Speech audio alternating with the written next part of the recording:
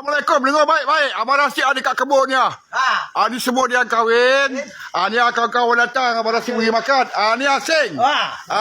Ni Dan. Tengah makan musang king. Ni dia. Bagus. Ni musang king. Tak tipu punya. Tak tipu. Makan Dan. Makan. Ini untuk nak berniaga. Tapi setakat ni belum berniaga lagi. Panggil kawan-kawan datang kebun. Tak ada kena wang punya. Peri punya ni. Ni dia. Di kebun memang ada 12 ekar kebun ni. 12 ekar nanti bila air cepat saya nak berak ke pinjam kejap berak. Ni store punya. Betul. Ni ada bangla tukang kerja sikit je lah dah. Ni dia. Okey.